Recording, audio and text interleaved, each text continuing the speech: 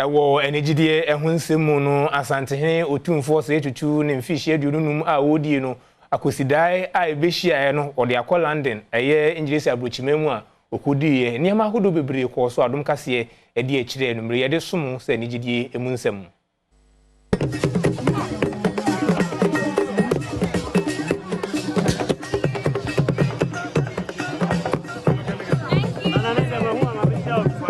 Asante hino otumfo se tutu akodi na mfihie toso adununum ewo London abrochimemu na etetere ne ntini ene kotwehie mu ewo honom a amanyofo nso ekwaje ho eboso dwumadie ekira Asante amamre eda ne mapi edi ema amanonefo nso ehuni dwumadie na se kane mampanyi John Ajokom Kofo Ghana High Commissioner awo UK papa uso ankoma ene ni padom ene babia oswafa wono ene hye ahensem ene soma wodo so samoaboaten ekire emfaso a oman bia enya efiri ahemfo eho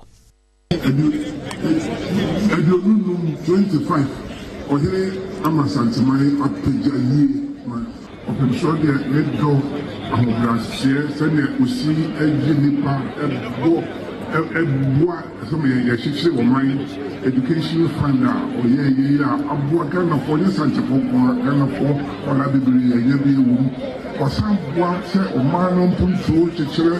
mikai omampani kufo mreso kopedi bi wo bank kwa ne wochire ya ne ba wo hene ho ohine de telephone call ba kope na yesaka de ehwehwe ba abato mu nsem ne tino wase ohine frɛ yenuma ye dukuti ma amayise mu ma